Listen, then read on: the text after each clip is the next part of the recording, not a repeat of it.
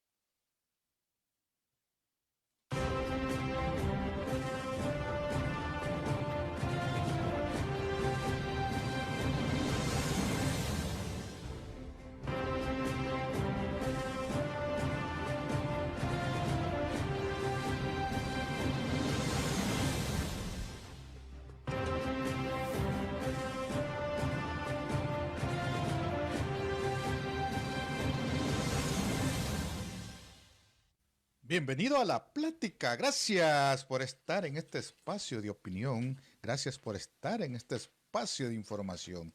Gracias.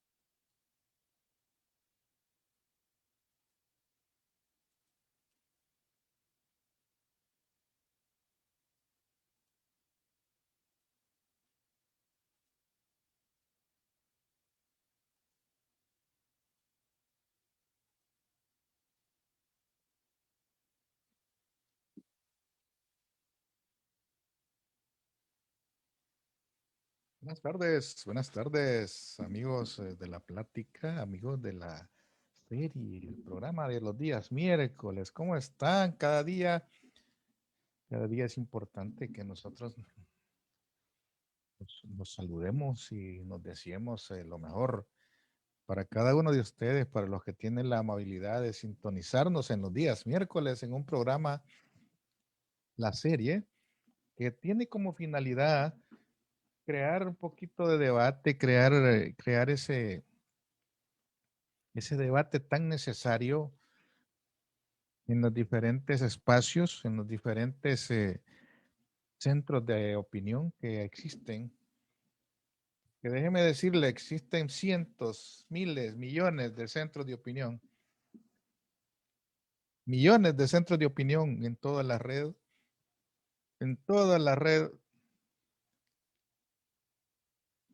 ¿Qué le puedo decir? En todas las plataformas existen espacios de opinión, existen centros de información, existen medios de información, existe prensa de todo tipo que están haciendo lo mismo que nosotros hacemos, llevar información a cada uno de ustedes, tratar de crear un poco de conciencia, un poquito de debate. Y si nosotros conseguimos que usted se involucre en este espacio como parte de ese debate, pues estamos bien, estamos satisfechos con eso. Quiero agradecer a cada uno de ustedes porque tiene ese tiempo para poder estar con nosotros un día más, día miércoles. Y le doy la bienvenida a mi compañera Sofía Cortés. Bienvenida, ¿cómo estás, Sofía? Muy buenas tardes, Luis. Muy buenas tardes a toda nuestra audiencia de todos los miércoles en la serie, en el programa La Plática. Bien acompañada esta tarde por Luis. Alegre siempre de acompañarte este día. Bueno, y emocionada del tema que vamos a desarrollar esta tarde. Vamos a arrancar un tema bien importante porque cada 24 de marzo se celebra en El Salvador, por lo menos en las personas que son un poquito conscientes, en las personas que tienen un poquito de conciencia social. No se celebra, sino que se conmemora un día tan triste para la historia de El Salvador y que muchos quieren ignorarlo.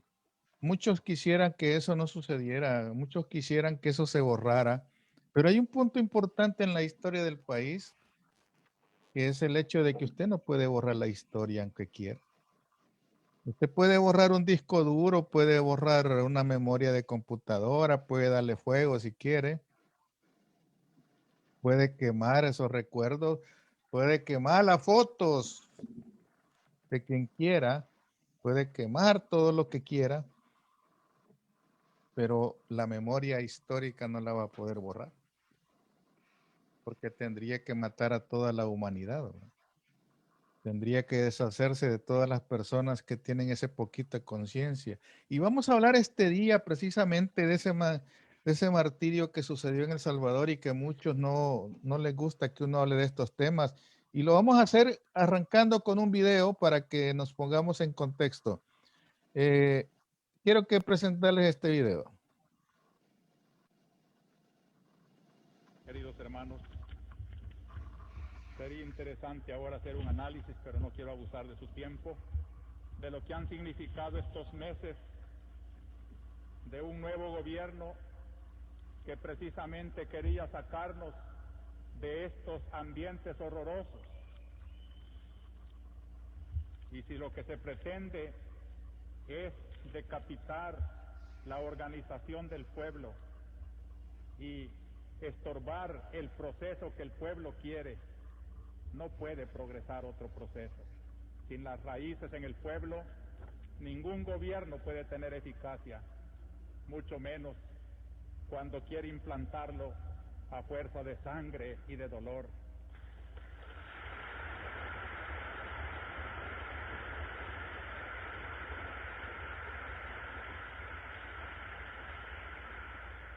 Yo quisiera hacer un llamamiento de manera especial a los hombres del ejército y en concreto a las bases de la Guardia Nacional, de la policía, de los cuarteles. Hermanos, son de nuestro mismo pueblo, matan a sus mismos hermanos campesinos y ante una orden de matar que dé un hombre, debe de prevalecer la ley de Dios que dice no matar.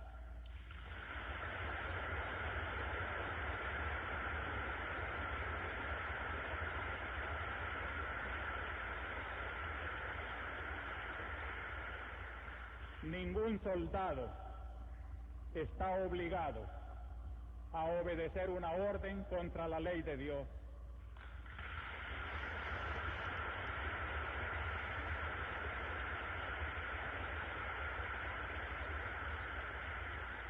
Una ley inmoral, nadie tiene que cumplirla.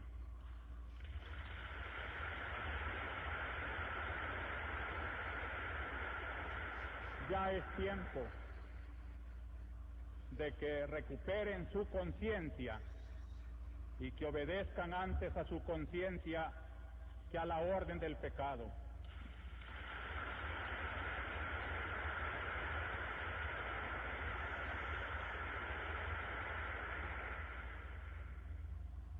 La Iglesia, defensora de los derechos de Dios, de la ley de Dios, de la dignidad humana, de la persona, no puede quedarse callada ante tanta abominación. Queremos que el gobierno tome en serio que de nada sirven las reformas si van teñidas con tanta sangre.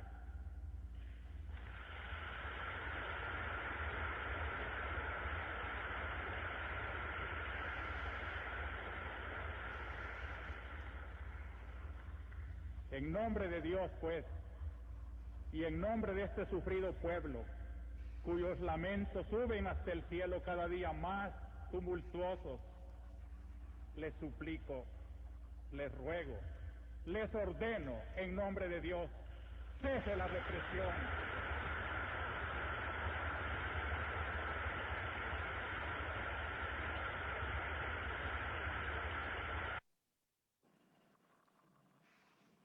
Sofía, cuando uno escucha esa homilía que al final le costó la vida a Monseñor Romero, porque tocó fibras del sistema que en ese instante estaba dominando, cuando escuchas sin pasionismos, sin religiosidad, y escuchas a un hombre de pueblo,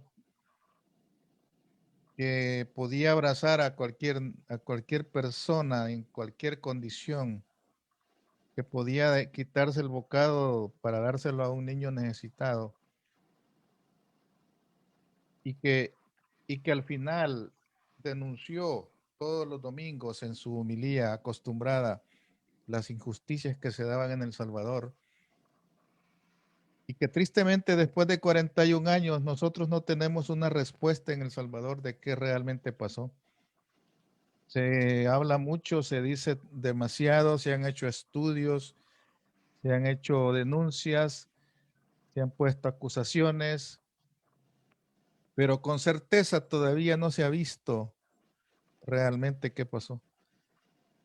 ¿Cuál es tu comentario relativo a la persona de Monseñor Romero, Sofía?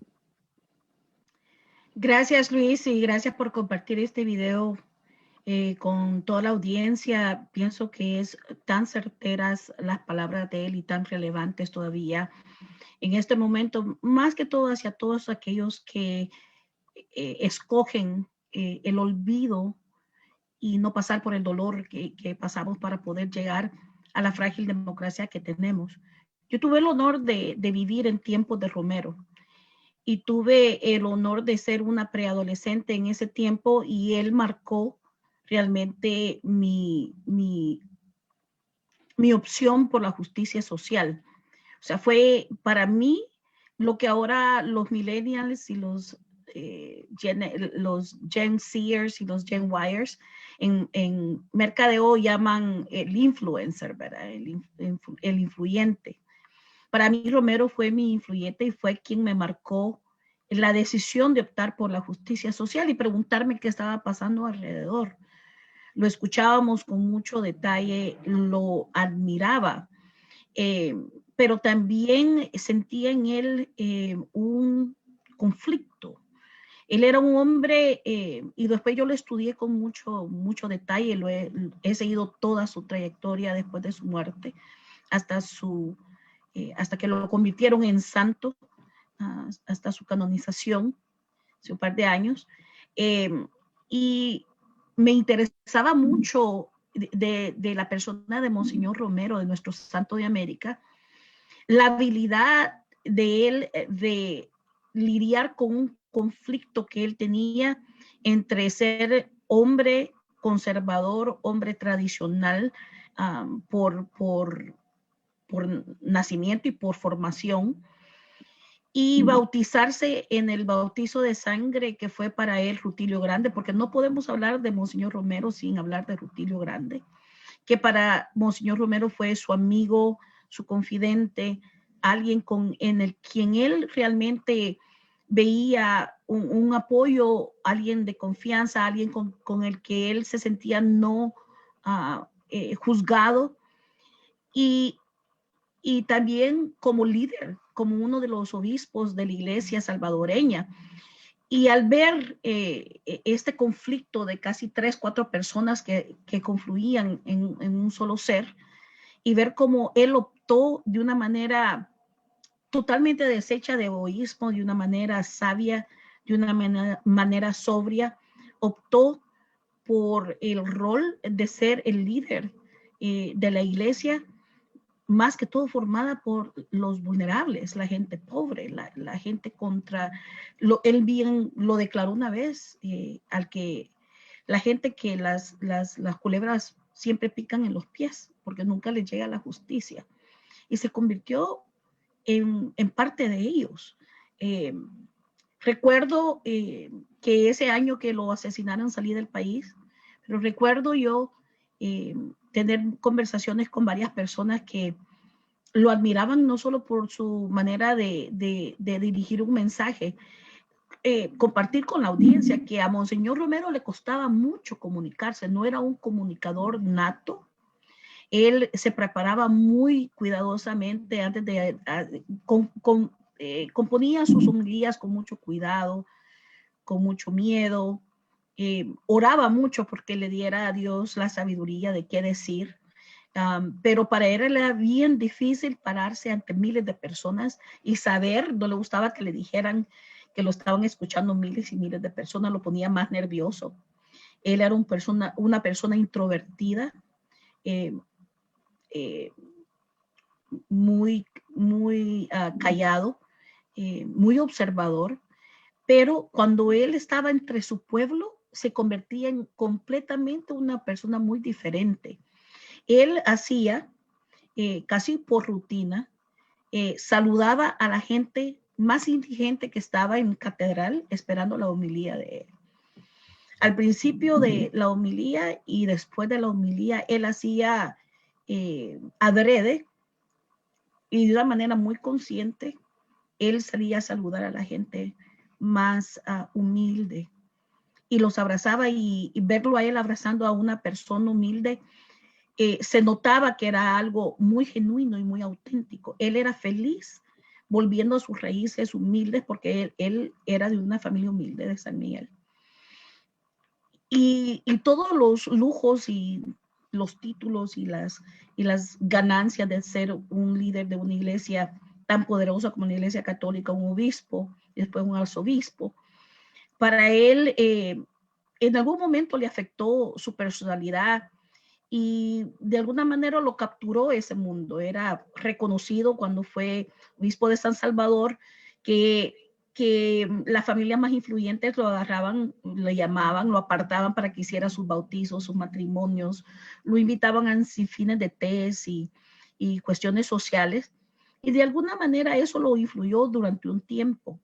Pero Rutilio, quizás uno de los sacerdotes más auténticamente claros del concepto de justicia social en nuestro país, fue la influencia que marcó para Monseñor Romero un corte con los espejos y los lujos y las tentaciones de ser un niño o un juguete, un niño bonito ante los ojos de la oligarquía y de la burguesía del país.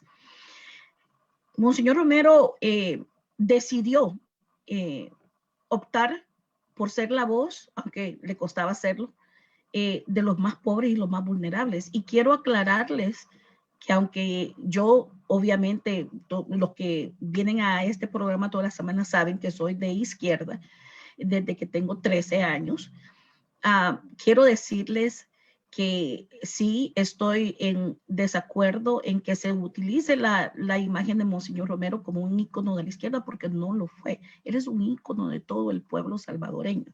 Sigue siendo un ícono de todo el pueblo salvadoreño. Y hoy por hoy es el salvadoreño más reconocido en todo el mundo, desde el tiempo que le quisieron dar el premio Nobel en Bélgica hasta ahora, que es un santo, es reconocido como el santo de América en todo el mundo.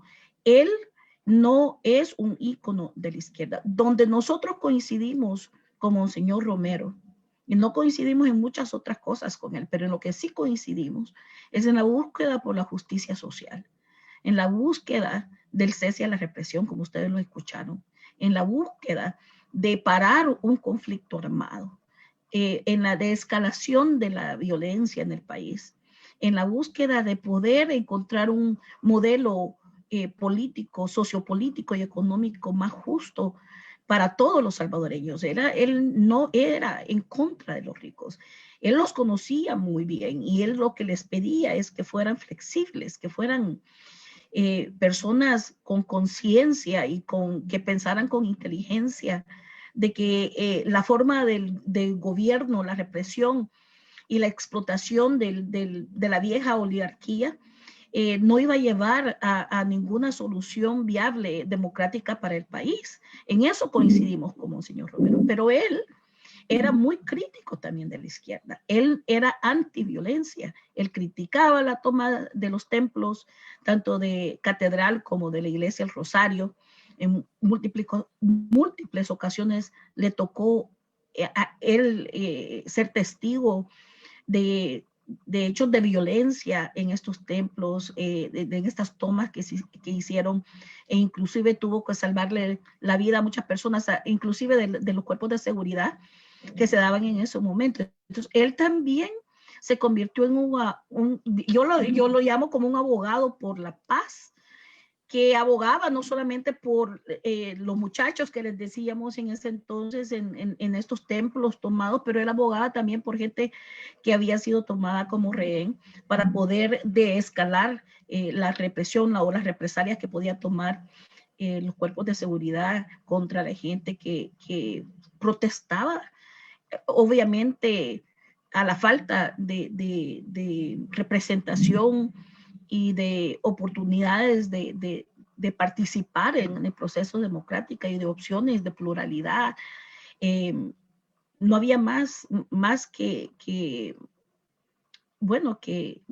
involucrarse, organizarse en la lucha popular, y él estaba claro de eso, pero nunca estaba de acuerdo con la violencia. Monseñor Romero era claro que la violencia siempre tiene un costo caro, muy caro, no solamente para los protagonistas de esta violencia y las víctimas, pero para todo el país.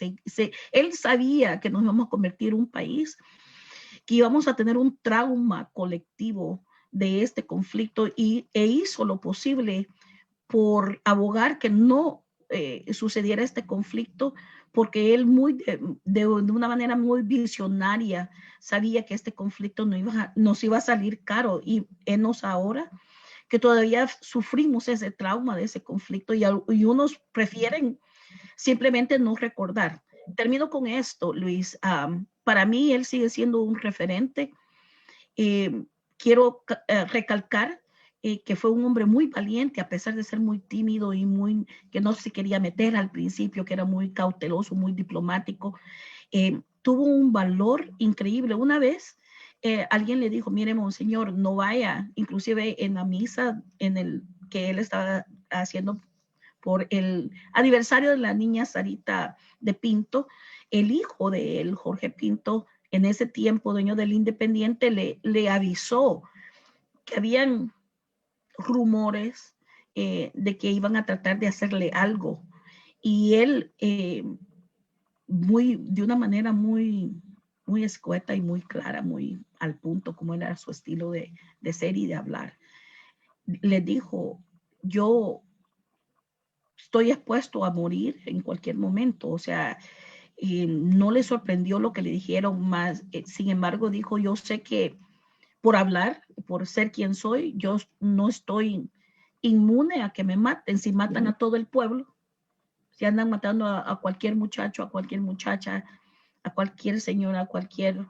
persona que la secuestran los escuadrones de la muerte, la sacan, la matan. Entonces, ¿por qué yo voy a hacer la excepción? Él estaba muy claro que en ese estado de violencia crónica, endémica, de represión, él iba a ser de una manera muy probable, una víctima más de ese conflicto, y sin embargo, mostró siempre valor y una falta de miedo, aunque él era humano, y cuando él tenía miedo, él rezaba mucho, siempre él andaba un rosario en su sotana, y siempre que hablaba con cualquiera, era claro, él agarraba, se metía la mano y agarraba ese rosario.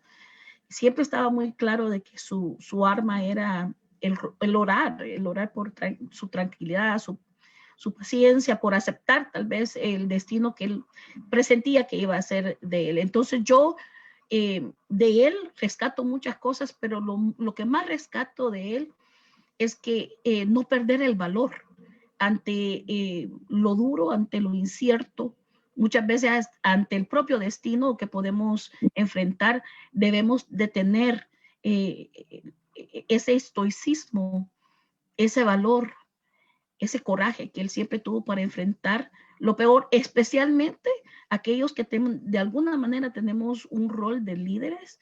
No es fácil, pero hay que tener valor para poderlo llevar, porque la lucha por la injusticia, la lucha por una verdadera democracia, por una inclusión de todas las capas sociales de nuestro país sigue vigente, y nos hemos quedado cortos con la transformación que debe de tener El Salvador para encontrar el verdadero país que Monseñor Romero soñaba, y que por el cual él estuvo dispuesto a sacrificar su vida y a ser un ejemplo de amor, de paz, de conciliación y de valor.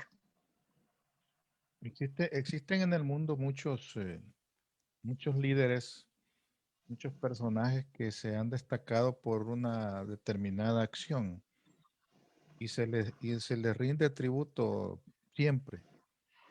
Hablemos de gente como Benjamin Franklin, Abraham Lincoln, hablemos de hasta Martin Luther King tiene su día, hablemos de cualquier tipo de persona que en algún momento ha dejado huella en el mundo, ha dejado huella en un país, y esa persona tiene un lugar especial, no solo en el corazón de las personas, sino que en la historia del Salvador debería de tener un lugar diferente.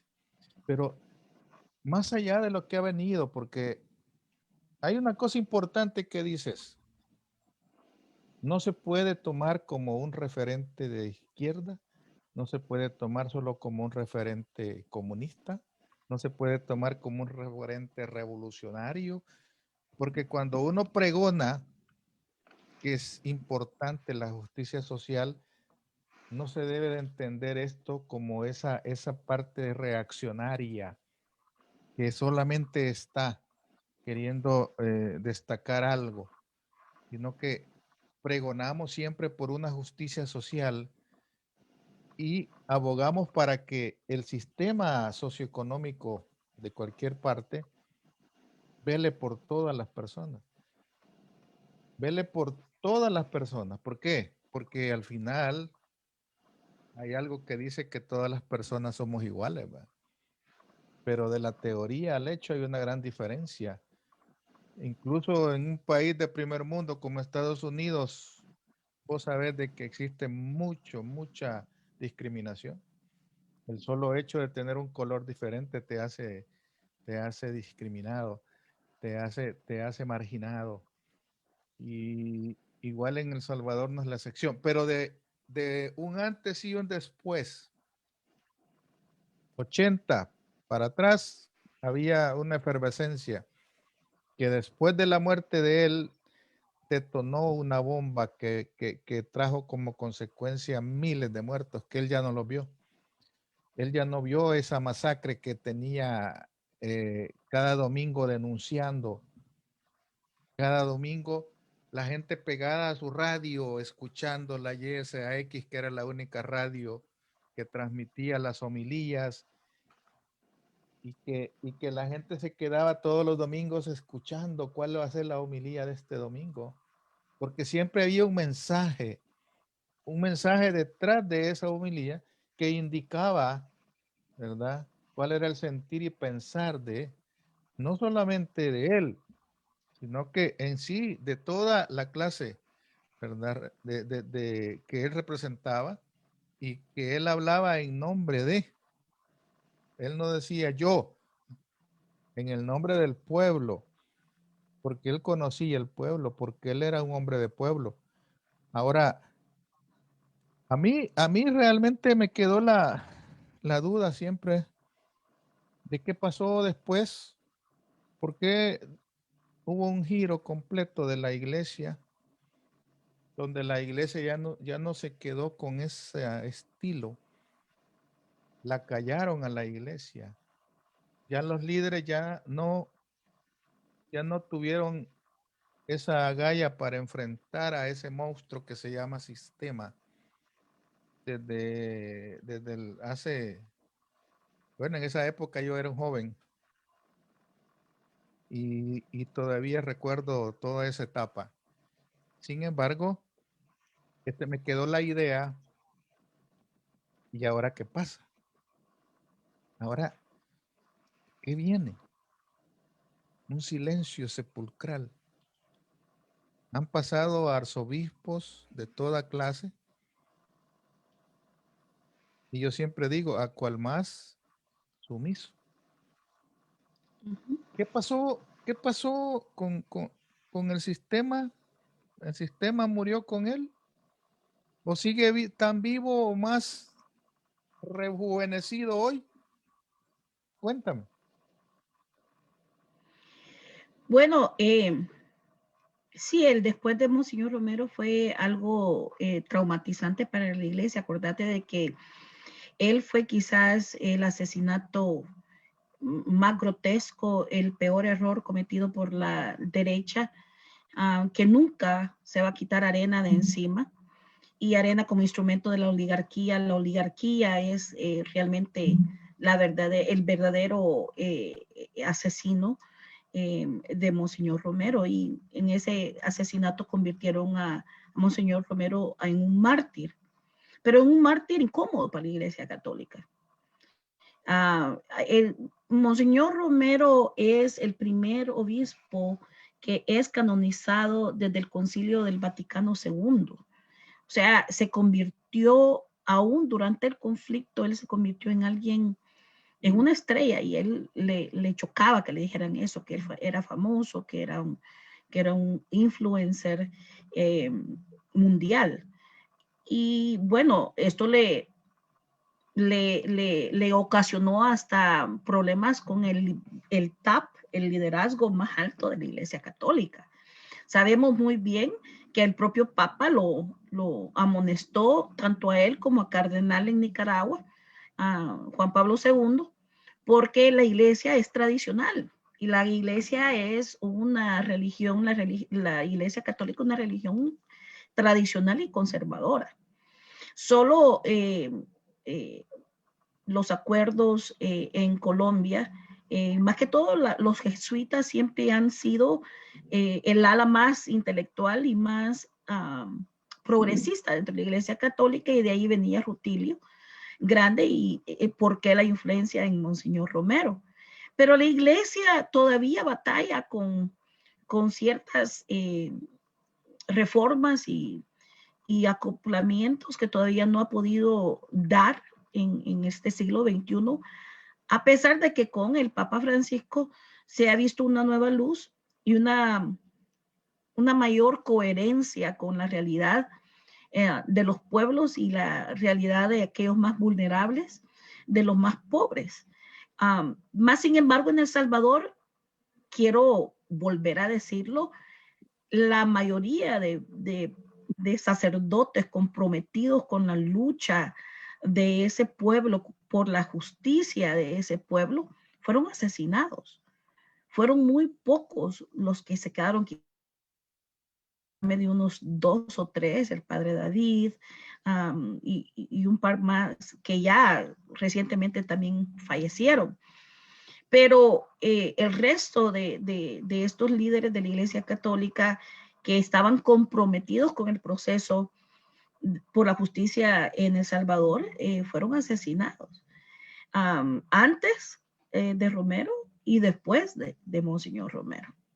Entonces, la Iglesia optó por la opción más diplomática y la mejor ante la escalada represión y ante la inminente guerra civil y el impacto de esta, porque en el 80 se vivía represión, pero no un conflicto ya declarado. En los 80 a los 90 se vivió una guerra civil que era clara, no solamente en el área rural y en ciertas áreas geográficas, sino se vivió un momento tenso de guerra en todo el territorio. Sabíamos que estábamos en guerra.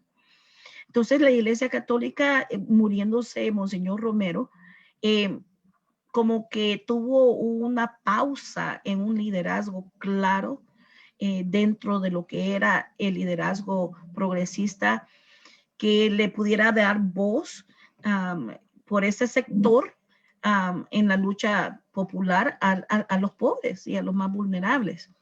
Pero esto también obedece a de que yo siempre he discutido que Monseñor Romero era un fenómeno, uno de esos que nacen cada 1000 años, como Gandhi, como lo que mencionaste, como Gandhi, nivel a ese nivel de Gandhi, de Martin Luther King, de Lincoln. O sea, no podemos esperar que muriéndose Monseñor Romero o siendo asesinado ellos, se iba a pasarle la batuta a alguien más y crear expectativas bien altas que otro líder de la iglesia pudiera llenar.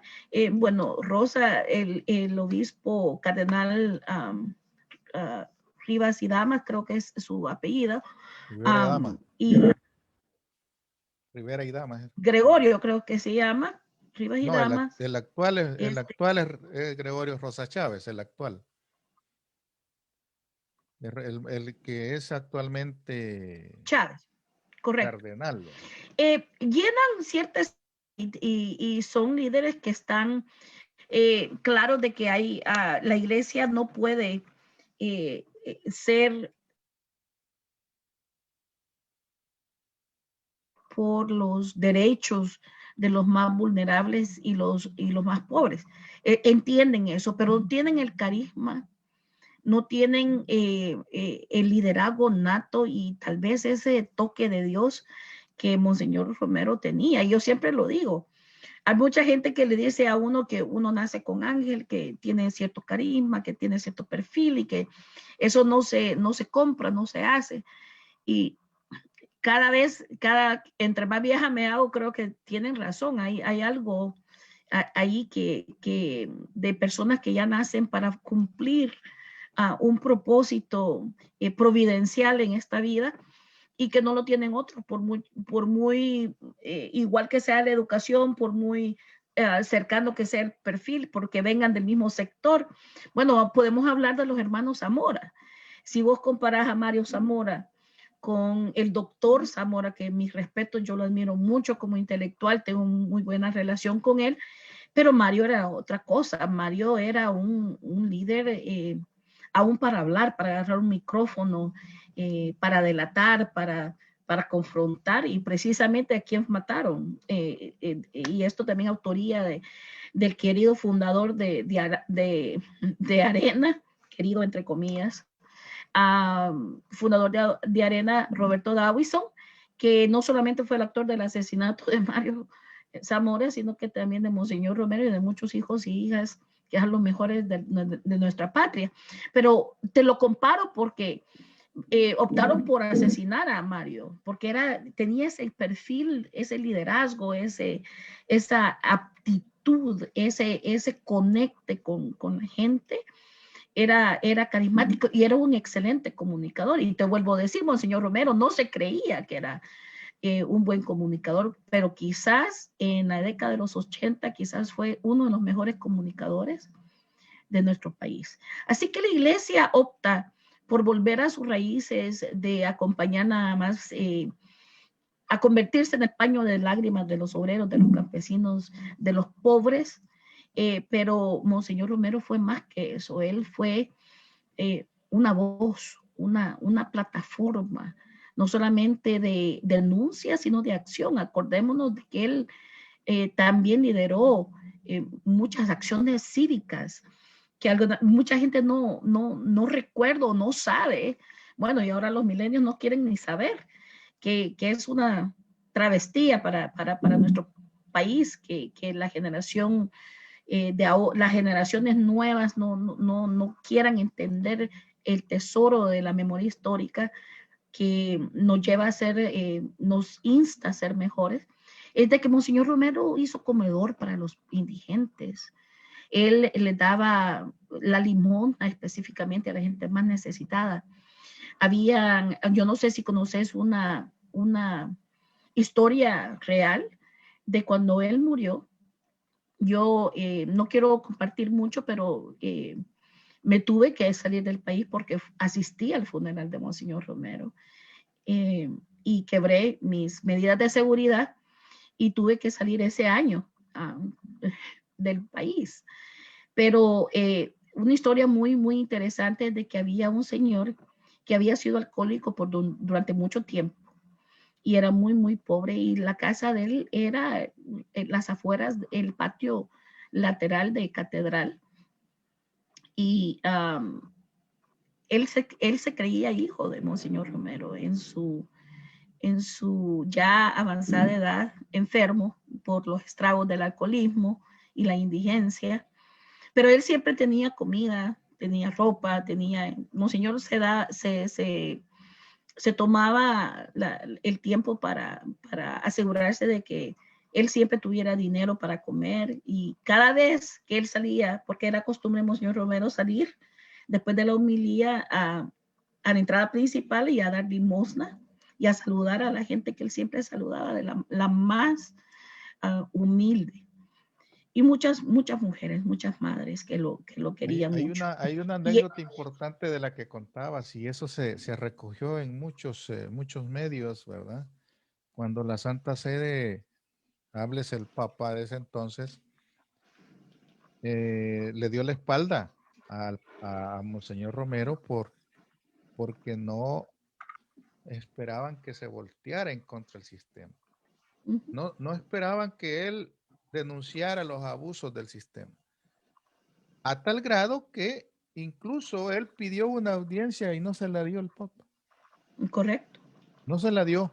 ¿Y qué hizo? Dice correcto. la anécdota que cuentan, que la recogen los periódicos, y que él se fue a hacer fila normal, ¿verdad? Se fue a hacer la fila normal allá en la Basílica de San Pedro, y le pidió directamente la audiencia. Yo soy el arzobispo de San Salvador y quiero solicitarle una audiencia, porque la hice por el canal oficial y no me la dieron. Así es. Y solo así pudo conseguir la audiencia. Eso te dice que había un conflicto de autoridad, se le llama eso, ¿verdad? Claro. No haces lo que yo te he puesto ahí para que solo le sobes el lomo a la bestia. No te estoy pidiendo que le espuelees, sino que solo le sobes el lomo. Y él hizo lo contrario.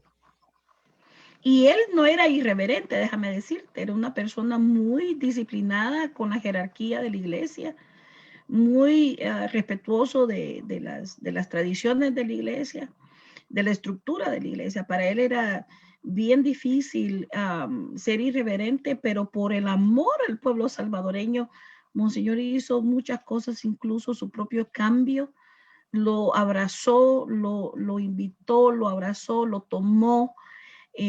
Bueno, le rehuyó durante un tiempo, porque sabía que una vez él pasaba ese umbral, ya no iba a haber regreso. Pero quería terminarte la anécdota. Cuando Monseñor murió, este señor lloraba como no te imaginas, y sabes qué dijo. Yo me sentí y me siento todavía así, sin Monseñor Romero. Él dijo: se me murió mi papá, se me murió mi padre, y ahora ¿quién va a ser conmigo? Y yo pienso de que la muerte de Monseñor Romero nos dejó a muchos huérfanos de valor, huérfanos de esperanza, huérfanos de moral, porque él hablaba de moralidad. Él decía, miren, y lo dijo bien claramente y está constatado, nos podrán decir comunistas, bulliciosos, subversivos, me podrán decir lo que quieran decirme, pero yo no puedo callar. Y el papel de la iglesia no es el de callar. Nuestro papel es de abogar por la gente que está siendo reprimida, por la gente más vulnerable, por la gente donde la justicia nunca llega. Y él lo decía con ese peso de saber que era una cuesta arriba. Y al morir él, la cuesta se convirtió en una realidad, y una realidad que la teníamos que caminar solos. Cuando muere él, aparecen nuevos líderes de la iglesia, nombran arzobispos, que al final terminaron vendiéndose al sistema. Yo me recuerdo en la época de presidentes de Arena como Calderón Sol, como Cristiani, con solo regalarle una frecuencia de televisión ya silenciaron a la iglesia. Le regalaron el Canal 8 y pareciera que con eso la silenciaron. Porque ¿qué es el Canal 8? Un canal comercial que solo transmite cosas afines al sistema, pero nunca va en contra del sistema. Y con todo el respeto que pueda merecer cualquier cura, cualquier sacerdote, están lejos. Incluso si nosotros nos vamos a la época de los jesuitas que mataron en la UCA en el 89, a ellos yo los conocí en el 80 y algo, y dejaron mucho que desear al final, porque no se involucraron en las cuestiones que debían involucrarse. Se echaron para atrás tras la muerte de Romero. Se echaron para atrás. Ya no hubo denuncia. Ya no hubo esa constante martilleo en la revista Proceso, por ejemplo, en la UCA, que delataba todo lo que sucedía. Ya no existió aquel trabajo de investigación que había de un Instituto de Derechos Humanos como lo hacían antes. Ya se volvió más cauteloso, diría yo, ¿verdad?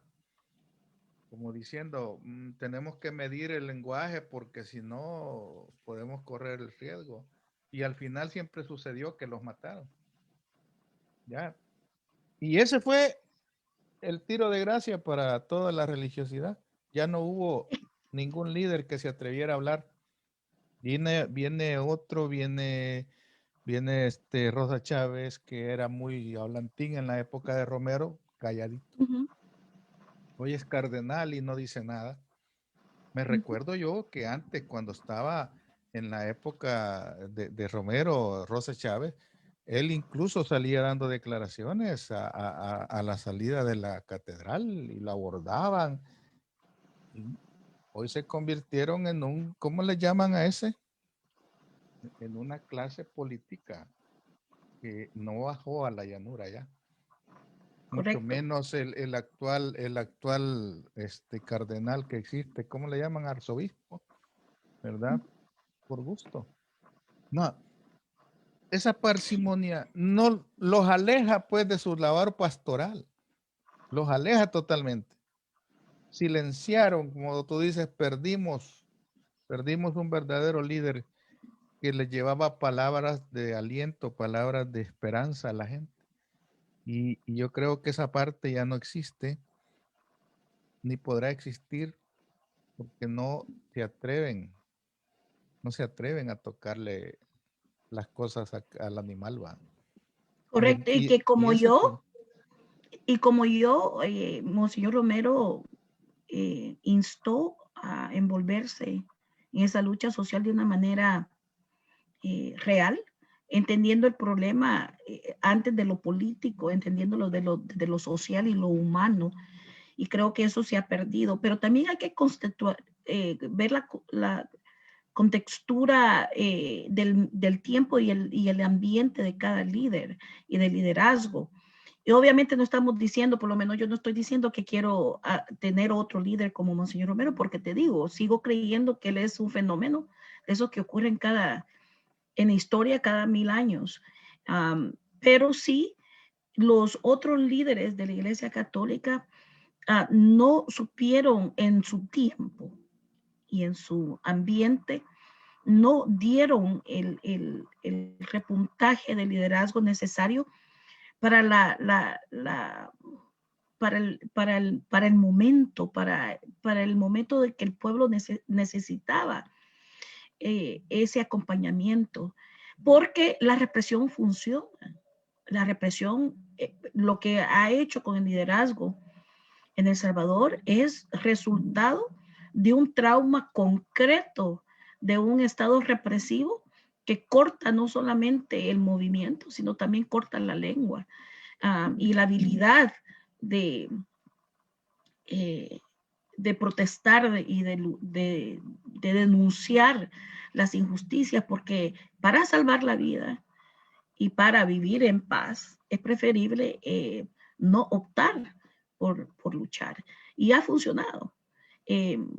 Creo que los acuerdos de paz hubieran sido algo de que Monseñor Romero tal vez hubiera apoyado, pero si él estuviera en este tiempo, Monseñor Romero siguiera denunciando y protestando las atrocidades que todavía se ven, porque a pesar de que hay un pequeño porcentaje del país que cree que vivimos en el país de las maravillas y que todo está mejor que hace 40 años, es simplemente una mentira, no es verdad.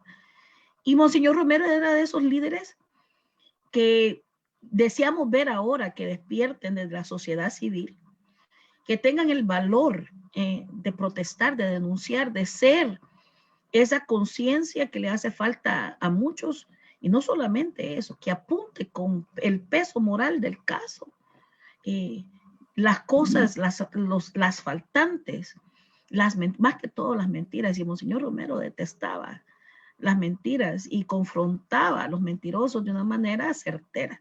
En los años 80, tú sabes que la forma de lucha era diferente, ¿va? En los años 80 las luchas eran con pancartas de tela, de esas ¿cómo le llaman a eso? Mantas. Mantas, telas, y algunos las hacían hasta con tela de bolsas de harina, Sí, de tal de manera acuerdo. de que el mensaje se mandaba a través de esas mantas que las pintaban ahí. O las paredes de las calles. Y esa era la forma de expresión que cambió en el 96, que cambió cuando aparece el Internet en el año 2000, ya más serio, que aparece en las redes ya hace poco, hace 10 años, que aparecen ya las redes ya en una forma masiva, que yo me recuerdo ya por el año 2001, por ejemplo, que solo habían redes como Hotmail, por ejemplo, otras que se llamaban Hi-Fi, no sé qué,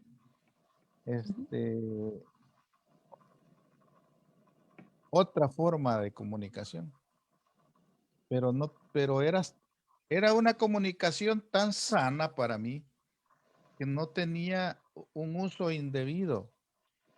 Hoy te atacan a través de las redes. Hoy la guerra es en las redes sociales. Claro. Y te quieren callar, te quieren reprimir a base de bloqueos, a base de censuras, a base de cortarte los espacios, a base de imponerte cadenas de televisión obligatorias. Te quieren dominar, te quieren reprimir cualquier intento contra sistema a través de esos medios, que los políticos de turno saben perfectamente que es su herramienta. Es su herramienta con la cual pueden tratar de manipular las mentes y lo consiguen. Hay muchas mentes que hoy andan como que son zombies, Gente, no solo, no, yo no me quiero, y casi nunca me concentro solo en El Salvador, porque en el mundo se da igual.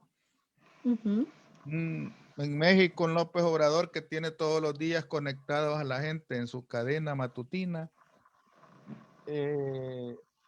y ahí los tiene, cadena matutina obligada. Los, los diferentes, las diferentes redes que tú no conoces, que son las que manejan las entidades de ultraderecha en Estados Unidos, que muchas veces uno no entra ni siquiera ahí, pero ellos las operan. Y igual en Latinoamérica, el mismo fenómeno. Y no se trata de aquí de descubrir el agua limonada, pues se trata de decir, hoy la represión está en los medios digitales, donde si no dices lo que le sirve al sistema, eres un enemigo. Donde no te plegas al sistema, te conviertes en un enemigo. Correcto, Porque esa es la lucha actual. correcto. Y en ese sentido, la parte general de los líderes que hoy existen brillan por su ausencia, como lo hacía Es Monseñor correcto. Romero. Solo tenía una radio y esa radio era sintonizada en todo el país. Hoy hay cadenas de televisión y radio que solo la mira un poquito de gente. Un poquito de gente es la que la mira. Y en ese entonces me consta que eran miles de gente las que se conectaban los domingos a las 9 de la mañana. Ujú. Y no andaban haciendo tanta publicidad de que va a haber va a haber una homilía. Ya se sabía. La gente ya sabía que tenía que sintonizar a esa hora. No había nada de redes ni nada por el estilo, era el único medio. Y mucha gente en los estratos sociales de bajos ingresos, donde la gente solo tienen un radio de baterías, ni siquiera eléctricos, son radios de baterías los que ocupan. En ese entonces se preparaban durante la semana para tener listo el radio. Y eso era el mensaje que llegaba. No más. No había otra manera. Y ese nivel de concientización llevó a que mucha gente tomara conciencia. Mucha gente. Y posiblemente usted, Sofía, posiblemente yo, seamos de la vieja guardia, seamos de esa gente a la antigua todavía. Pero si vivimos una época y estamos viviendo una época de actualización, ¿qué es lo que tenemos que seguir haciendo? Denuncia, denuncia, informar, denunciar lo que no está bien, no aplaudir lo que no sirve, no decir que esa comida está buena si no tiene buen sabor. Porque yo creo que ese es el papel que se debe de asumir cualquier liderazgo que tenga en el mundo, de decir lo que le sirve a la mayoría, no lo que le sirve a un poco de gente. ¿Y por Así qué? es. Porque de esos líderes, como vos decís, ya nacen a los tantas décadas, no nacen a cada rato. Y siguen el mismo estilo de los gobiernos de los 80. Es el estilo de gobierno que vive actualmente El Salvador, con diferentes herramientas, con diferentes tecnologías, donde te informan lo que les interesa, lo que les conviene, y no te dicen que aparecen muertos gentes en diferentes partes del país. ¿Verdad? Tienes un noticiero en El Salvador que solo dice las maravillas del país, pero no informa. Mire, encontraron en una bolsa plástica a una señora por allá, encontraron en un carro 2 personas asesinadas, balancearon a un médico, balancearon a un no sé qué, mataron a una señora con sus 2 hijos. Eso no lo informan. ¿Y qué es lo que hacía Monseñor Romero en ese entonces, los días domingos? Informar, informar, informar, decía. Ese era el informe que daba en la homilía el día domingo. Así es. Sucedió esto y esto y esto y esto durante la Todo semana. lo que el pueblo le daba a él, todo lo que el pueblo no Ajá. tenía acceso a la radio, a la televisión, él Eh, lo compilaba y lo Él era, te compartía. te das cuenta lo que estamos nosotros informando.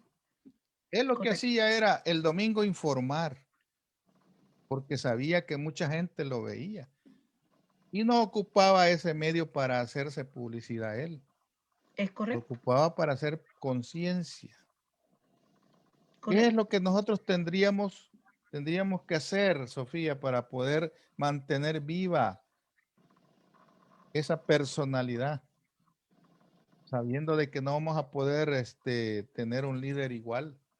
Pero ¿qué es lo que nosotros deberíamos hacer como salvadoreños?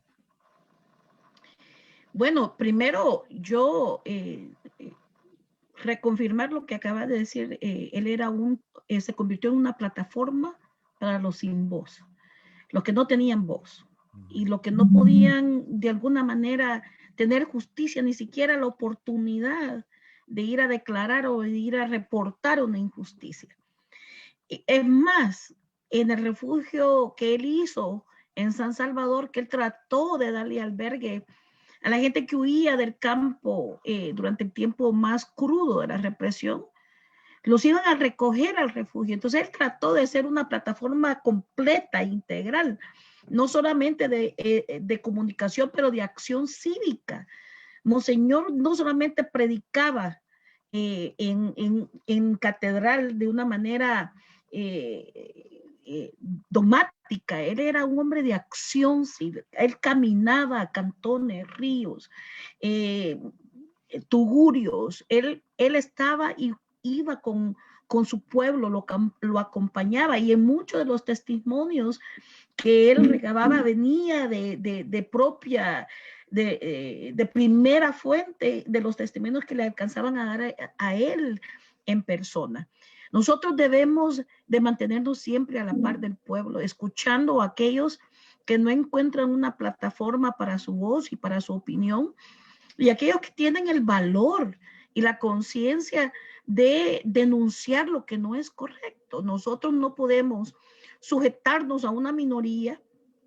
En este caso, por ejemplo, el número, digamos, de que votó por las elecciones del pasado 28 de febrero son una minoría y no podemos sujetar a la realidad y a la mayoría que la vive a esa minoría. Nosotros debemos yo siempre he dicho esto y yo siempre he sido una persona incómoda por ser muy clara y muy directa en lo que creo, pero yo también predico con mi ejemplo y eso me da la moral para decirlo y decírselo a cualquiera. Es que si ustedes optan por venerar a Monseñor Romero, no lo veneren como un santo de vitrina, sigan su ejemplo. Él no solamente era un líder, pero era un hombre de una gran profunda humanidad, de una gran profunda humildad, con sus defectos claramente, como su carácter y muchas veces otros defectos que él tenía como ser humano y como todos nosotros lo tenemos. Pero era un hombre que realmente amaba a su pueblo y amaba a El Salvador. Y él caminaba las calles empedradas, los cantones, por todos lados, por su pueblo, convirtiéndose con valor en un portavoz de ese pueblo, porque sabía y conoció la injusticia y sabía que desde ese marco de injusticia era imposible que los pobres tuvieran que sea la oportunidad de denunciar lo que les estaba pasando, y él se convirtió en esa voz. Nosotros, bueno, compartiéndoles de una manera muy personal, parte de la razón por la que yo me convertí en mercadóloga también es porque me gustó el lado estratégico de comunicaciones de lo que es el marketing. Mi primera opción de carrera fue la medicina. Estudié 4 años de medicina y luego me cambié a mercadología y lo hice por lo mismo, porque me fascinaba en la conexión, la habilidad de conocer el sentir y el pensar de las personas y cómo formular estrategias comunicacionales para poder apuentar individuos y grupos y países en una misma sintonía, cómo traducir de una manera sensible, culturalmente hablando, de una manera justa, y darle también, me sentía yo, Luis, que tarde o temprano, desde mi posición política como izquierda, yo trabajaba con una cooperación de punta de telecomunicaciones y de tecnología. Yo estuve en el equipo que empezó a formular aplicaciones desde una plataforma móvil, o sea, desde los celulares. Yo sabía de que esto venía y que en menos de 10 años el mundo se transformaría a ser altamente digital. Y bueno, no rehusé la oportunidad y el reto de estar en ese equipo de liderazgo corporativo y me quedé 24 años con la compañía Verizon y aprendí mucho de la tecnología y lo hice precisamente no solamente a manera personal, sino como persona de un pensamiento de izquierda. Tenemos que estar al nivel de conocimiento y de experiencia y de saber cómo utilizar los medios de ahora, las trincheras de esta guerra, que todavía, como vos lo mencionaste, ahora los escuadrones de la muerte son los troleros. Por ataques así, han habido ataques a nivel personales, han habido despidos, han habido, como le decimos en El Salvador, te tiran bola negra para negocios, para publicidad, para lo que sea. Entonces, la izquierda tenía que despertar, y estoy hablando de toda la izquierda continental, no solamente la de El Salvador. Lo compartí en muchas participaciones que tuve con el Foro de Sao Paulo y las cumbres de los pueblos. Les expliqué que la guerra ahora, las trincheras iban a ser digitales y las herramientas iban a ser las comunicaciones estratégicas. Y hoy por hoy, el tiempo me ha dado la razón y pienso que debemos tener más gente progresista de pensamiento de izquierda en cómo combatir, cómo seguir luchando de estas plataformas en son de la verdad y en son de la justicia, porque te digo, lo más peligroso, quizás es más peligroso ahora que antes en este sentido, que antes si no sabías, no sabías, pero ahora tenés un acceso indiscriminado a la información. Entonces, sin filtros, o sea, yo le llamo filtros a la habilidad de poder constar la información, de poder probar, de cómo buscar, cómo hacer un fact check, o sea, cómo chequear las cosas que son reales y no.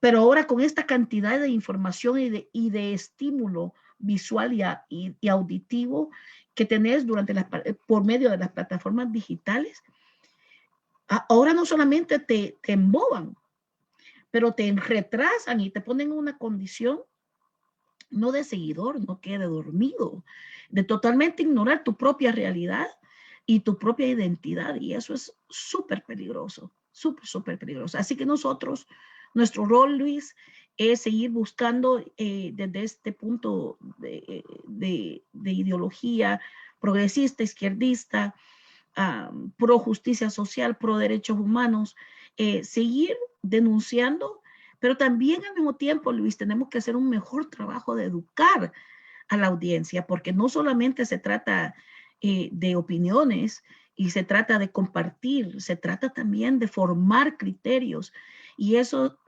hasta ahora sigue siendo el gran faltante de la transición de la izquierda tradicional a la izquierda que en este tiempo debe de ser izquierda en este ámbito de la comunicación para poder ser el contrapeso y una oposición de altura que el pueblo que no votó, el 70%, ese 70% que está hambriento de información, de formación, de criterio, de poder formular opinión, tienen opinión, pero muchas veces no opinan porque no saben si están en lo correcto o no están en lo correcto, no tienen una plataforma o un medio como para poder compartir ese sentir.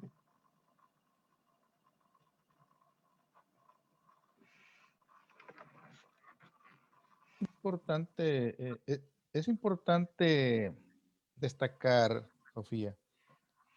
Bueno, Monseñor Romero era su equivalente de Facebook Live el día domingo. ¿Va? Y, Exacto. y había mucha gente que lo escuchaba, aunque no lo veía. Pero la catedral se llenaba de gente. Ese era un fenómeno donde la catedral se llenaba para escucharlo, ¿sí? Por supuesto que ahí no iba gente del sistema, ¿va? Pero dice una persona de los que nos están viendo, Mirna Lara, dice, cierto, dice, en ese entonces escuchábamos la homilía cada domingo a través de un radio de batería. La familia completa nos reuníamos, pues Monseñor denunciaba las atrocidades que hacían con el pueblo. No había otro medio para informar. Y ese es lo que la gente de ese entonces se recuerda. Incluso muchos que en ese entonces eran niños, saben de qué estoy hablando. Y dice José Moreno, a nosotros nos han intimidado de tal manera que hasta en algunas iglesias en las que nos congregamos hay sacerdotes y pastores que en sus prédicas denuncian a algunos gobiernos progresistas que defienden al pueblo. Y nosotros jamás decimos nada, aun cuando no estamos de acuerdo con esos pastores, que lo único que hacen con esa actitud es empeorar la vida de los pobres. Muchos pastores, muchos líderes de iglesias tienen un tipo de mensaje, el mensaje de la prosperidad, porque te prometen que si estás en los cultos vas a prosperar. Ujú. Y se olvidan de cuál es la frase famosa, el mensaje principal es Ujú. que tienes que ayudar al prójimo. Y el prójimo es el que tenés a tu lado, no el que está arriba de vos. Entonces, el que está a tu lado está en tu misma condición. Y si eres una persona de escasos recursos, tus relaciones son con personas de tu nivel social. Aunque Así es. muchos se quieran abrogar el derecho y decir, no, pues sí, mire, don fulano me invita a cenar a su casa. Sí, pero no comes en la sala de él. Comes en el comedor del servicio. Y si es que llegas hasta ahí. Y esa parte sigue todavía en nuestros países. Sigue todavía esa injusticia social que tanto denunciaba Monseñor Romero. Sigue vigente esa desigualdad social desde hace 41 años denunciada. Sigue exactamente igual. Los fenómenos sociales, sabes que funcionan, Sofía, de esta manera. Si, Ujú. si una clase, por decirte un ejemplo, una clase de dinero, ¿va? Porque hay dos clases para mí. Una gente tiene dinero o no tiene dinero. No más. Entonces, la clase que tiene dinero, cuando ve que hay otra gente que se va acercando a su entorno, ¿qué es lo que hace? Mover su colonia y se va a crear otra colonia. Es decir, se va a vivir a otra colonia porque ya hay mucho chusma ahí, va. Y esa chusma es la que va subiendo, que va teniendo la capacidad de pago para pagar una casita por ahí, por la Miramonte, por allá, por donde quieras. Pero ellos dicen, no, nos vamos a ir más allá porque aquí hay mucha chusma. Y se fueron subiendo después a la Flor Blanca, después a la Escalón y después a la Colonia El Carmen. Y hoy allá andan allá por Los Sueños, allá por San José Villanueva, La Libertad, por allá andan haciendo calles bonitas porque por ahí se va a ir la gente de dinero. En todas esas zonas pudientes, porque la chusma se queda en los barrios pobres. Y eso sigue igual. Se sigue tratando a la gente humilde por su capacidad de pago. Así se le sigue tratando, por su capacidad de pago, no por su capacidad intelectual. Porque hay mucha gente profesional humilde que con beca o vendiendo tomates o como quiera ha logrado sacar una carrera universitaria, pero ellos no tienen trabajo para ese tipo de gente porque no son de su mismo estrato. Y lograrse insertar en ese medio solo es para servir de trabajador. Nada más. Pero ellos nunca te van a hacer llevar a su círculo.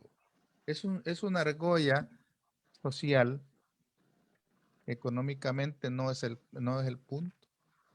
Porque mucha gente tiene mucha capacidad, un poder adquisitivo, igual a mucha gente de dinero. Pero no es de su círculo. Esa es la lucha que tiene toda la vida en El Salvador y en cualquier parte del mundo, donde la desigualdad se mide no por la capacidad de pago que tengas, se mide por tu origen. Y si bien es cierto, vos conoces gente que ha logrado escalar y que ha logrado desarrollarse, sin embargo, no logra entrar ahí. No logra entrar. Y eso es importante que uno también lo tome en cuenta, porque mucha gente puede decir, bueno, y entonces, ¿para qué voy a prepararme si no voy a lograr escalar ahí? No, que no lo van a dejar entrar a su círculo social, es diferente, sino que va a estar en su círculo.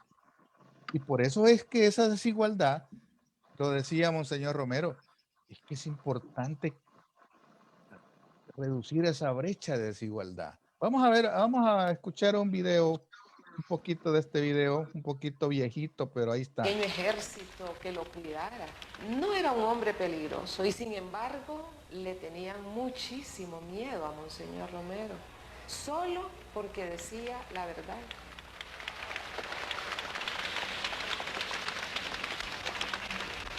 Por eso él llegó a ser, y es todavía, creo yo, el hombre más amado en El Salvador y el hombre más odiado al mismo tiempo.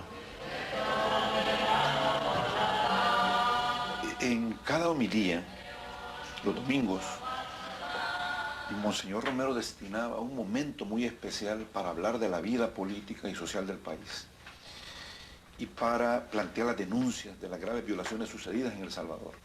Monseñor era un hombre tímido. Si estaba en una reunión informal, él casi no hablaba o casi no intervenía. Pero cuando llegaba al púlpito a decir su homilía, él se transformaba y era otro. Tenga en cuenta que El Salvador no puede producir más, pero déjenos tranquilos a nosotros, no nos molesten. Ustedes son violentos, ustedes son terroristas. Esto no es justicia. La Iglesia también señala esas diferencias, pero dice que la causa principal de estos problemas es la injusticia social. Y la Iglesia no promueve violencia ni odio, sino que predica paz, pero les dice la paz que podría haber, que se ha perdido, no puede venir si no hay justicia. You could walk down the village streets in Nicaragua. Por doquier en Nicaragua, Honduras, El Salvador y Guatemala, usted podía ir por las calles de los pueblos y escuchar por radio los sermones de Monseñor Romero. La gente no perdía ni una de sus palabras. Monseñor Romero ejercía una enorme influencia en toda Centroamérica y no solo en el propio El Salvador. Si precisamente ustedes están reconociendo que no podemos tener todos iguales, eso mismo justifica que no debía de haber muchos que lo tienen todo y dejan a los demás sin nada. Procuren que se reparta.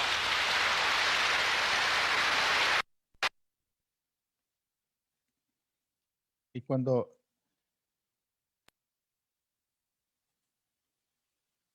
tenemos a una invitada por aquí, ¿quién anda por aquí? ¿Quién anda por aquí, Angie? Hola. Tiene problemas con el audio y Sofía tiene problemas con el video. ¿Qué pasó, Angie? No la miro. Hola. No la miro. Hoy. Hola. Hola. ¿Qué pasó, Angie? No tiene audio. No tiene audio.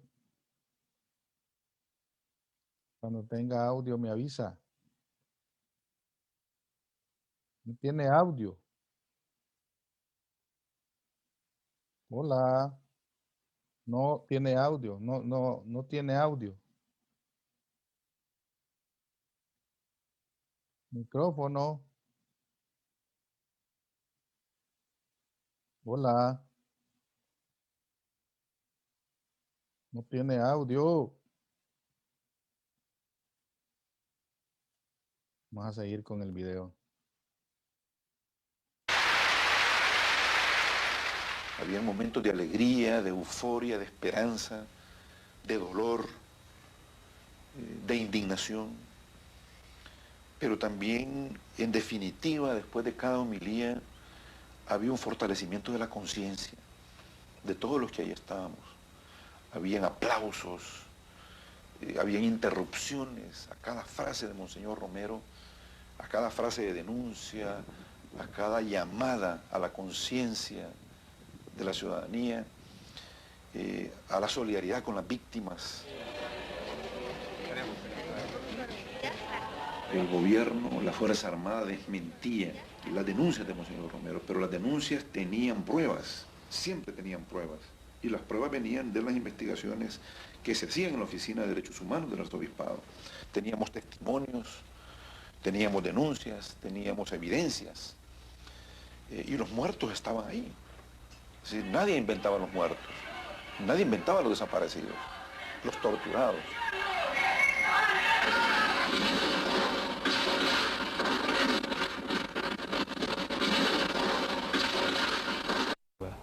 Pero nuestros intereses importante. Quizá con el arzobispo Romero, si usted elimina a los líderes, Y en ese momento fue que cayó hacia atrás, hacia los pies de Cristo.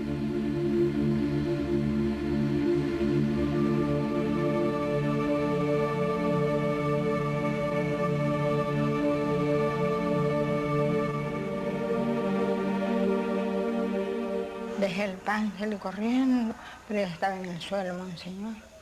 La noticia del asesinato. American from Freedom. No investigar, parar cualquier tipo de investigación, cubrir todo. También desapareció un señor que lo trasladó del hospital a la clínica donde Monseñor fue asistido. Napoleón Martínez llegó tarde a misa y pudo ver casualmente al asesino. Días después sería secuestrado por unos desconocidos. Desde entonces está desaparecido. Todo aquel que de alguna manera entra en contacto con el crimen ha de temer por su vida, incluso el mismo juez que instruye el caso. Cuando pasaron esas horas, 10 y 20, tocaron la puerta de la casa, preguntando por mí. La muchacha que había abierto la puerta, allí estaba en la puerta, y los tiros a ella le cayeron. Era buscado en mi oficina por personas que... Antonio Garay.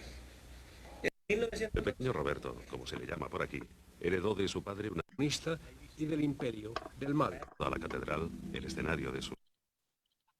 Sí, se perdió la señal. Se perdió la señal y alguien no puede entrar en audio.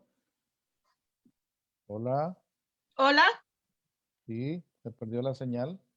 Sí, se perdió la señal. Yo vivo en una área montañosa y están haciendo unos vientos de 40, 45 millas por hora. Tremendo está aquí. Sí, estaba poniendo un video sobre las diferentes opiniones y todo lo demás que refuerzan lo que dijiste hace un rato, ¿verdad?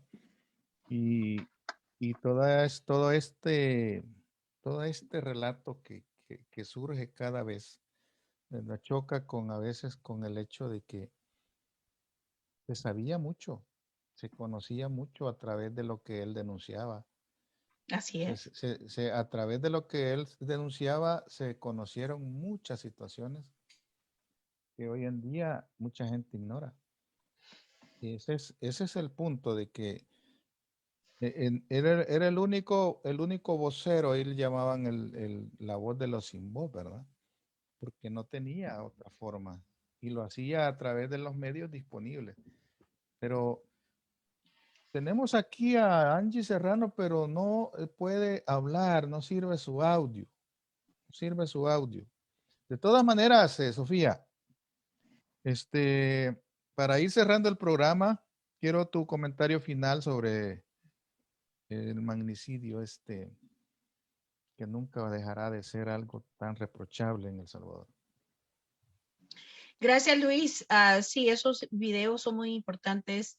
Seguir compartiéndolos y discutiéndolos porque realmente forman parte de esta historia que es la historia nuestra historia colectiva, y que hoy por hoy se hace ejemplo en la vida, el andar y el martirio de Monseñor Romero, que también es emblemático del martirio de muchos y muchas que conocimos en nuestras vidas, familiares, amigos, muy parecidos, que también tanto como Monseñor Romero denunciaron la injusticia que vivíamos, la opresión, y pagaron un alto precio por eso. Y es importante no olvidar, decirte que parte del precio de estar al lado del pueblo, al lado de la justicia, al lado del valor de denunciar, es eso, es sufrir persecución, martirio, destierro. No olvidemos que muchos tuvimos que dejar nuestra patria por esas razones. Y quiero mandarle un saludo muy en especial a todos los salvadoreños en la diáspora, regados por todo el mundo, no solamente en los Estados Unidos, pero por todo el mundo, que también sufrieron el martirio de ser perseguidos y ser exiliados por la misma represión, y decirles a aquellos que nos escuchan dentro de las fronteras de El Salvador que nosotros veneramos y respetamos, aunque yo no soy una católica, o fui católica en mi niñez porque mi madre es católica. Respeto mucho esa religión, pero no soy católica. Más sin embargo, aquí en Los Ángeles, por ejemplo, tenemos una plaza, la Plaza de San Romero, que es inclusive muy conocida por oficiales del gobierno local. La diáspora salvadoreña aquí en Los Ángeles mantiene viva la memoria de Monseñor Romero, su legado. Hemos aprendido de las lecciones que él nos quiso dejar, que también hemos vivido, que hemos aprendido simplemente de su trayectoria, de su vivir. Hemos captado lo mejor como aprendizaje. Y me imagino que otras diásporas, yo sé mucho que en Canadá también son muy activos en eso, en Italia, en Suecia.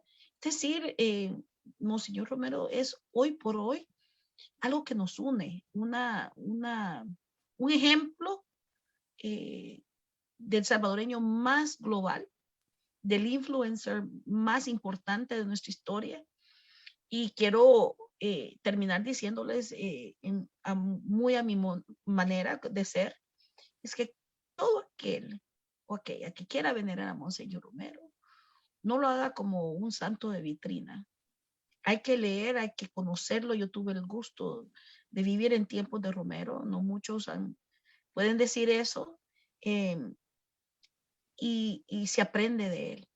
No hay que nada más venerarlo, hay que estudiarlo, hay que conocerlo en su totalidad, como ser humano, como ciudadano salvadoreño, como líder, como sacerdote, y como hoy por hoy el gran ejemplo de lucha por la justicia social.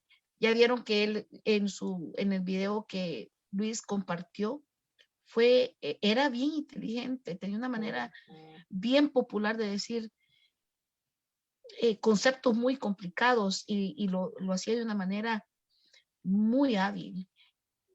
Hoy por hoy todavía estamos pendientes de la justicia. Él dijo, algunos dicen, no podemos compartir lo que tenemos, no le podemos dar todo a todos, pero aquellos que lo dicen quieren tenerlo todo y no quieren compartir algo con los demás. Tenemos ahora un sistema que está tratando de crear una nueva oligarquía metiéndose en un juego para ser igual que la otra oligarquía. Y aquí, ¿quién es el que queda siempre vacío de opciones? El mismo pueblo que hace 40 años también era quien estaba en medio de esta contienda y es el protagonista y es el soberano. Entonces, tenemos que revisar muy cuidadosamente esta historia y no seguir cometiendo los mismos errores del pasado. Hay que buscar luz y se encuentra luz en San Romero de América.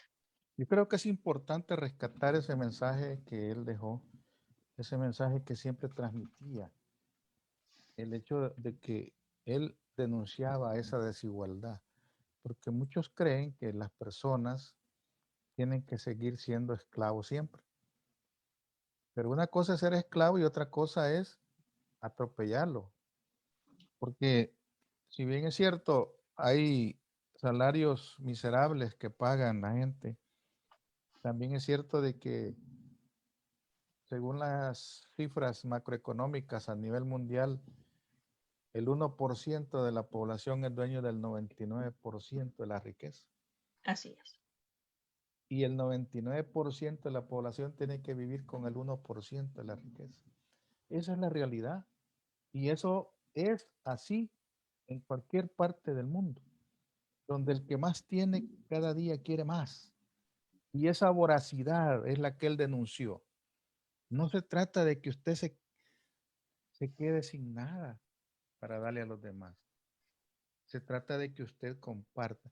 Y importante no tomarlo como un referente religioso, sino como el personaje, como la persona social. Esa que transmitió un mensaje de unidad, que está muy lejos de encontrarse alguien que hable en esos términos. Ese mensaje de unidad donde él pregonaba, todos cabemos,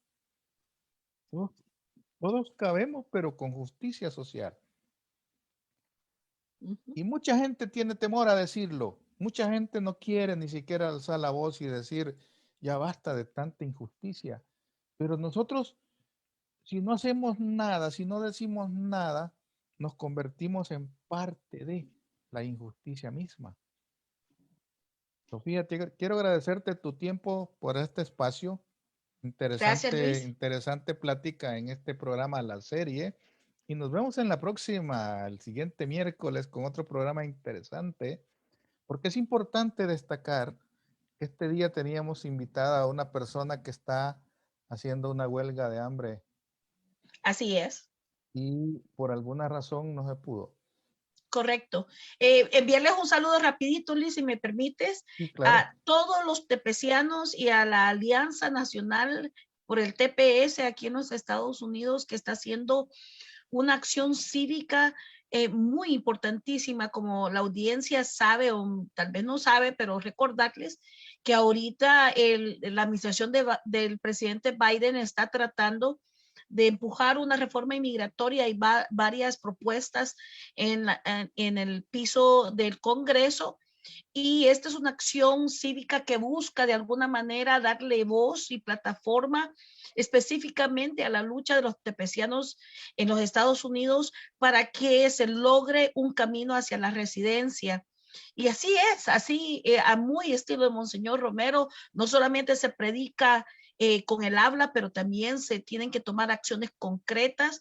Hay que poner el pellejo en el agua, hay que jugárselas, y ellos están en una huelga de hambre, me parece que desde el 17 de este mes, y vamos a poder lograr tenerlo la otra semana para que nos dé un reporte de cómo fue el evento, cuántos participaron, están en las puertas del Capitolio haciendo esta huelga de hambre, y cuáles eran los objetivos a alcanzar, y todo esto, ya lo vamos a tener en vivo y en directo.